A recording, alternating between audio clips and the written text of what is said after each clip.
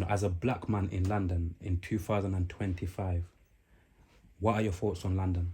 I think I'm tired of it. I outgrew London a long time ago, so I feel Long like time ago. a very long time ago. Interesting. So I feel like I don't know. I feel like I'm just passing time in London. Mm. Yeah, in the sense of I know this isn't where I really want to be for the rest of my life. I know this isn't where. I mean, there's a lot to achieve here. I might achieve a lot here financially and so on and so forth here, but I don't think I'm gonna be able to give my family. And this is really, maybe this is selfish, whatever. But I'm not. I don't feel like I'm really gonna be able to give my family the full experience that I want to give them. You know. Um, yeah, London has changed dramatically, from how it was when I was growing up to what it is like now for my kids growing up. I've got a 13-year-old, and alhamdulillah, that boy is he's good, there's still that innocence about him. Yeah. He hasn't been tainted by The outside the world outside world. and the social media Like, world. I mean, yeah, he's going through the motions as any teenager does, but like there's still that innocence about him that I feel a lot of us a lot of us lost a lot earlier because of nature and environment and so on and so forth. But alhamdulillah, like he I don't know whether that's credit to his mum and I, but and his dad as well, but yeah, he's good. He's good, and I feel it's hard to it's going to get harder to keep him in track because of the environment and because of where he spends the majority of his day, which is at school, and this is where we learn our habits and our behaviors and everything else. So there are large chunks of his life that I'm not going to see personally, and it's for all the kids anyway. Mm-hmm. But I keep in step with what's going on with them. And yeah, alhamdulillah, like the boys and my daughter, the kids are fine, man. They're all right. They're doing okay. But this isn't the place where I want to raise them, if that makes sense. Absolutely. One of the things when you were saying that as well, Yeah. one of the things that caught my attention was you said you feel like you've outgrown London, but Yeah. basically you said, if I'm correct, you feel like for a long time you Yeah. feel like you've outgrown London, right? Yeah. So my question to you, maybe even some people that are gonna watch this that probably caught that as well, My question to you is that if you feel like you have outgrown London and this has been for a long time that you've outgrown it, what's kind of stopped you from moving out of London? Because I don't even think the UK is big enough for my dreams, if that makes sense. Absolutely. Respect to this place. I've grown up here. I've built most of my relationships here. It is home to some degree, but there's another world that I never really saw growing up, and that world is a major part of myself as well. So that's why I said earlier that it might be a selfish endeavor of mine to say that this is what I want for my family, and because I want them to experience this. But I guess it's also for me to fulfill that side of them that I wasn't fulfilled within me, so to get that experience of Africa on more than just a summer holiday basis, and to really dive in and experience culture and experience a different way of life, one that I feel is more conducive to their spiritual, mental, and physical growth. The food here is loaded with chemicals, and this, we walk around this city, there's so much pollution and everything else. We go into the schools, and not to say back home in Africa as well that there isn't, crud going on and everything else, but I feel like there's a lot of power that's being wrestled away from parents. We talk about free speech, but it's really policed, and people can't really speak how they want to speak, and we speak in parables to get around it. So I feel Africa is Africa for me is where I would want to raise my kids, especially, I've got a 13-year-old, but for for the younger ones, especially during their teenage years, purely so that they can experience all of that. And that's it for me, really. Yeah. Do you feel like the structure of back home in Africa as a whole continent in general? Mm-hmm.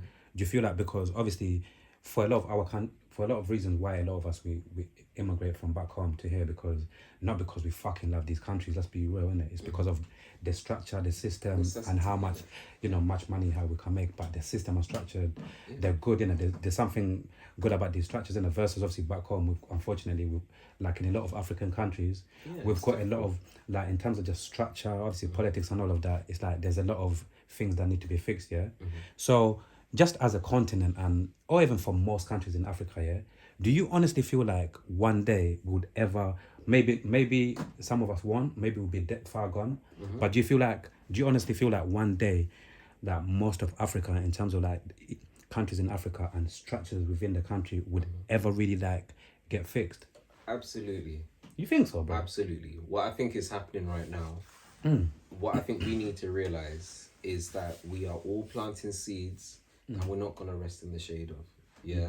But we all need to plant those seeds. Yeah.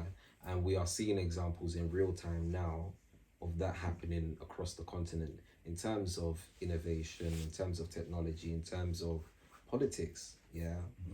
We've got Ibrahim Traore, you know, like that. Yeah. Big him up I have to still. big him up, you know, and he reminds me of our revolutionary fathers, you know. 70 even back in his day to some degree, you know. Mugabe, you know, all these that wanted to make Africa a great power. Absolutely, you know. And I feel like as long as we keep doing that, as long as we keep striving to plant those seeds that we know we're not gonna rest in the shade in, you know, we will be able to build that. Like I keep saying we, do you get what I'm saying? And I think it boils back to that thing about our deep spiritual connection with that place, and it's like a magnet. There's no way that you can't be drawn back to that place. Yeah. All right, fine. If we want to speak financially as well, Africa has the fastest growing middle class across the entire continent. Absolutely. Yeah. So we're seeing people with more purchase power. We're seeing people with more energy to get things done. I've just come back from Zimbabwe about a week and a half ago. Yeah, and I'll tell you, this was a homecoming trip for me because it was the first time I'd been back in 24 years.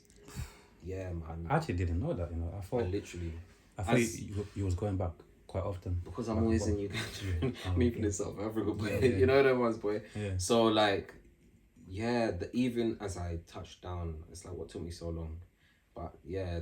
A lot had happened in life but anyway, it happened at the right time. So as I was there, it was just me and my pups. We're just chilling, and he's like, Roger, you know what I've realized? It's like, Zim has changed. There used to be so many rubbish cars on this road, but look. I was like, yeah, Dad, that's an F-Pace. Yeah, that's an Evoque.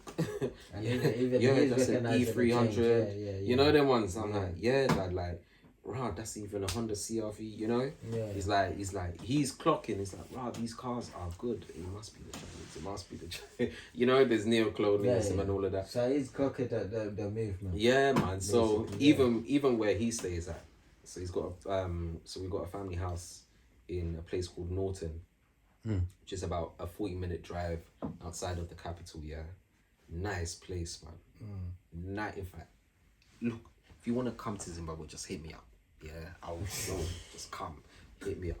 Yeah, nice place, 5 bedroom. Don't worry, the link is in the bio. You know, link will be in the bio. Quick question about Zimbabwe as well, yeah? Yeah. Was Zimbabwe one of the countries that got colonized by white people as well? Yeah. So Zimbabwe is Commonwealth. Zimbabwe's conversation is a bit different in the sense of the Portuguese came I think it's about, don't fact check me, but yeah, I think it was about 300 years before the British set foot, and their relationship was more of trade. Portugal, I won't say didn't conquer, history, but they couldn't. And at the same time, Zimbabwe wasn't what we know it as now. As that country, we had Great Zimbabwe, the city kind of thing. Yeah, and that's what it was. So But anyway, so the Sorry, man. relationship was purely trade. Sorry, so they got you guys as well. The white people got you though. I mean, is there anywhere in Africa that wasn't got? That's what- yeah. that's I mean, what- I they mean, got if you're, everybody. you know, like that. Yeah, in boy, different in but certain we ways. done Yeah. got yeah, got. man, we done got gotten, boy. We done got gotten. But it was when the British came. Cecil Rhodes Okay. was you know what, I'll give it to the Brits. It took a. What would you give to the Brits? In the sense of it took a very specific type of person to go out there and conquer for empire. It took a touch of madness. You get me? Yeah, I think if they were to have been tested today, yeah, there would have been some spectrum shit on there, boy. You know them ones. Trust me. It took a touch of madness. And to then be you able to think be at them able to times do as that. well, somebody else would have been trying to colonize that country. So then the Bro. Brits have to. The Brits I mean, have they to did come sit down then and they carve have out. to- They did they sit down have and to- carve out what was gonna be You know what what I and mean? whatnot And whatnot. just say this is But- our bit. But what to say is that when you go to Zimbabwe, you understand why they wanted this country so badly. Like why they wanted it so badly. There's certain parts of Zim where you go around here and I swear to you, if you took a picture, you could say you were in Scotland. Yeah. Or you could say you were in California.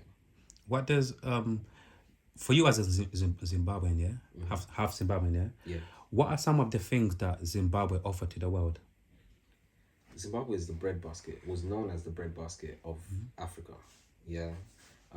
Bread. Yeah. Not as in literal bread, Pomegranate. but I thought it's a term It's bread. term given to like a country that really produces a lot of things, yeah, Okay. and supplies a lot of the continent or a lot of the country, kind of thing, you know. Well, yeah, breadbasket of Africa, so the continent, yeah. So tobacco is a really big crop out there. yeah, tobacco. Maize, there's so many things, hemp, there's so many things, and then mining, of course. And when you're mining, there's even granite, even really? something as you know, if the Italians could, they would have really run through that country and taken all the granite that they could, boy. But yeah, it's the way Zimbabwe is. It's so rich, and it's one of those countries where if you go to Uganda, for example, it's really lush, it's really green, it's really tropical.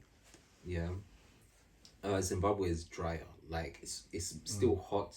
It's still really lush as well in certain places, but it's a drier climate. Yeah.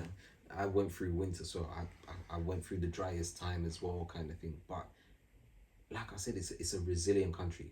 It can grow whatever you need, you know, and people just, it's second nature to them. You know, it's really second nature to Them them. countries is like landlocked. Yeah, it's a landlocked country as well. landlocked So country. So to even update the people in terms of like currently, yeah. Obviously, you said you've just been back to Zimbabwe recently. Currently, if we're talking about the economic, if we're talking about the growth, yeah, if we're talking about the politics of the country, what's going on in Zimbabwe when it comes to all of those things? So first of all, how is the economic in Zimbabwe in terms of the money and? so I mean, there's Zim dollars, yeah, but you work in dollars as well. yeah, Fucking hell. but there's I mean, for tourists, Yeah. mainly I've seen there's, if you're a local, you might use the Zim dollars, whatever. Okay. But for tourists, whatever, is strictly US. It's the one that makes the most sense. Okay. Yeah. Yeah, to them it makes them up. Exactly, it's the one that makes the most sense. So you're like, all right, cool. And to be fair, you know, everything is priced in US dollars anyway. So, but yeah, you need to have ones. You need to make sure if you've got $100, at So least ones work, 80 yeah? of them are ones, fam, and the Okay. rest are fives, bro. Oh, okay. I swear to you, Fair man. enough. It's yeah. So it's like that. I've got it locked in It's my like head that, right but- now. If I go But there. So yeah. if you have money, oh yeah, you're good. Yeah. You're good. But yeah, the general thing is people are hustling, man. People Oh, are that's really, really hustling out there. What about talking about just the politics of the country? How is, because obviously once again, like the unfortunate thing about some of our countries back home is like the politics is in a fucking mess. It always is with Africa, isn't it, boy? But Niggas don't really want to do politics properly, but that's for a different day. I don't think Zim is much different in the sense of Corruption. definitely corruption. We've had a change in leadership in recent years. You know, we had somebody that was sitting there for a very long time, but it's still the old guard. So it's still somebody else from the same party. And my personal opinion about Zimbabwe is that it will not begin to grow. It will not begin to move until power really changes hands. You know, even if it goes down for a bit, power needs to change hands so that we can really actualize our growth and say, all right, fine, we've tried something new, it didn't work, let's try what we know, or let's keep trying something new until we get it correct, you know. But until then, I don't know. We are really fighting out there. That's what I can say.